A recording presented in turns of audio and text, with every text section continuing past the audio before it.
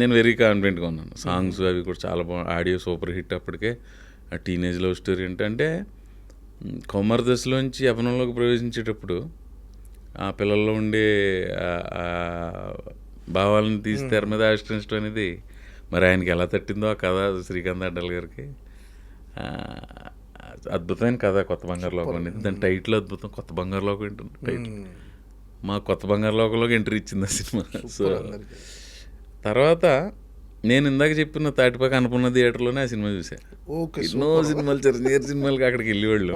Chiranjeevi cinema cinema release రోజు first రోజు ఎక్కడో భీమవరంలోనే ఎక్కడో చూసాను. తర్వాత అక్కడికి వెళ్ళి చూసి ఎలా ఉంది రిసీవింగ్ మ్యాటర్ కాదన్న అసలు. అలా కిక్ థియేటర్లో అంటే నేను అలా ఆలోచించుకుంటుంటే ఇక్కడ తెల్లవారుజాము లేచి చిరంజీవి సినిమా రిలీజ్కి వచ్చేవాళ్ళం.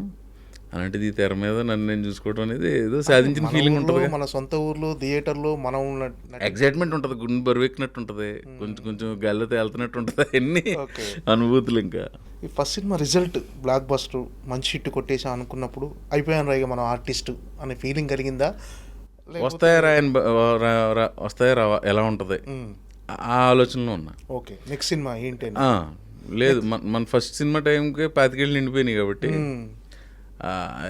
ఇంక మనం అయిపోయాం అలాంటివి లేవు. ఎప్పుడు ఇది మెచ్యూర్డ్గానే ఉన్నా. కొంచెం చిన్నప్పటి నుంచి పడిన స్ట్రగుల్కి దానికి దీనికి నేను మెచ్యూర్డ్గానే ఉన్నా. కొత్త బంగారు లోకం తర్వాత వచ్చింది నెక్స్ట్ బిల్లా కాదన్న, గోపిక గోదావరి పెద్ద వంశీ గారి దగ్గర నుంచి వచ్చింది కాల్. దానికి ఒక కథ ఉంది, బ్యాక్ స్టోరీ. మా 84లోనే ఇప్పుడు అన్వేషణ రిలీజ్ అయిందన్న. 86, 87 ఆ టైంలో మా చిన్నాన్నగారు బిఎల్ చేసేవారు ఇక్కడ ఆంధ్ర యూనివర్సిటీలో. ఈలోపు మా ఇంట్లో మాకు తెలిసిన ఆయన ఒక ఆయన కువైట్ వెళ్ళి ఒక VCR ఇచ్చాడు మాకు. అక్కడ ఒక పైరసీ క్యాసెట్ తోటి మా బాబాయ్ తెచ్చాడు. ఏ సినిమా? అన్వేషణ వంశీ గారి. ఆ క్యాసెట్ పెట్టడం, చూడటం, భయపడిపోవటం, మళ్ళీ ఎవరినో కానీ చూడాలి, భయపడాలి. ఇప్పుడు చూడన్న ఆ సినిమా 84లో ఆ టెక్నాలజీ ఏంటి, ఆ గ్రిప్పింగ్ స్క్రీన్ ప్లే నాకు ఫేవరెట్ మూవీ అది. హీరో హీరోయిన్లు ఎంతో బాగుంటారు, మ్యూజిక్ అదిరిపోద్ది. సత్యనారాయణ గారి క్యారెక్టర్, విజయ్ గారి క్యారెక్టర్, శరత్ గారి క్యారెక్టర్. దాంట్లో అందరికీ చాలా ఫేవరెట్స్. తెలివిగా 3 క్యారెక్టర్లు ఇంటర్వ్యూ చేయాలన్నా. మల్లికార్జునరావు గారు నడిచి వస్తూ ఉంటారు. అసలు మా పులిరాజుల వంశంలో నేను పులిని చంపేటప్పుడు దాన్ని పెట్టి వచ్చి కుమా అని ఏడ్చింది, అందుకే వదిలేసాను అంటాడు. ఇతని పేరు సంథింగ్, ఈ ఊరు సర్పంచ్, పులిని చంపానని చెప్తూ ఉంటాడు. ఫ్రీజ్ కట్ చేస్తే వెనకాల నుంచి బావా అని ఆర్టిస్ట్ బాలాజీ గారు. యాదృచ్ఛికంగా చూడండి, ఈవేళ పొద్దుట ఆయన కేబీఆర్ పార్క్ దగ్గర కలిసా. చాలాసేపు మాట్లాడుకున్నా. ఆయన అప్పుడు ఎలా ఉన్నాడు, అప్పుడు కంటే యంగా ఉన్నాడు. ఇప్పుడు అది వేరే విషయం. బాలాజీ అవును, అలాగే ఉన్నాడు ఆయన. బావా ఏంట్రా అంటాడు. పులి కనపడింది, చింత పులి కనపడింది అంటాడు ఫ్రీజ్. వీడి పేరు మళ్ళీ వీడు సర్పంచ్ బావమరిది, వీడు ఎప్పుడు పులి కనిపించిందని చెప్తూ ఉంటాడు. ఈ లోపు అవతల పక్కన సుబ్లాయ్ సుధాకర్ గారు వచ్చి పుల్లా గరిస్తే వీళ్ళిద్దరు భయపడిపోతారు. వీడి పేరు ఇంకోటి, వీడు ఎప్పుడు కూడా పుల్లా గరుస్తుంటాడు. ఇంట్లోకి వెళ్ళి ఈవిడ పేరు ఇది విజయ్ గారిని. ఈవిడ ఎప్పుడు పులిబొమ్మలు కొడుతూ ఉంటుంది, అంటే ఫ్రేమ్ మీద దారంతో పులిబొమ్మ కొడుతుంటది. 4 క్యారెక్టర్ల ఇంట్రడక్షన్ 40 సెకండ్స్లో అయిపోద్ది. అసలు నీకు అంత అది కీరవాణి సాంగ్ అని అద్భుతమైన పాటలు.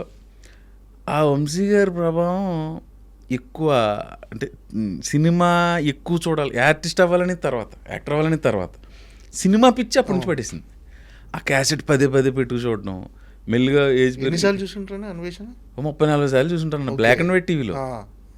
అంతే, ఆ టైంలో బ్లాక్ అండ్ వైట్ టీవీలే కదా. అప్పట్లో థియేటర్స్లో హోల్స్ ఉండేవి కదా. అక్కడ వీడియో కెమెరా పెళ్ళిళ్ళకి ఎంత భోషణంలో ఉండేది కెమెరా, అందులో పెట్టి క్యాసెట్ పెట్టి రికార్డ్ చేసేవారంట. దాని మీద పైరసీ అనేది అని, అవేమో క్యాసెట్ షాప్లు ఎక్కువ కదా. దాని మీద కూడా వంశీ గారి సినిమా తీసారు ఏప్రిల్లో విడుదల. ఆ క్యాసెట్ షాప్ దగ్గరికి వెళ్ళి VCRలో క్యాసెట్ అది తెచ్చుకోవడం,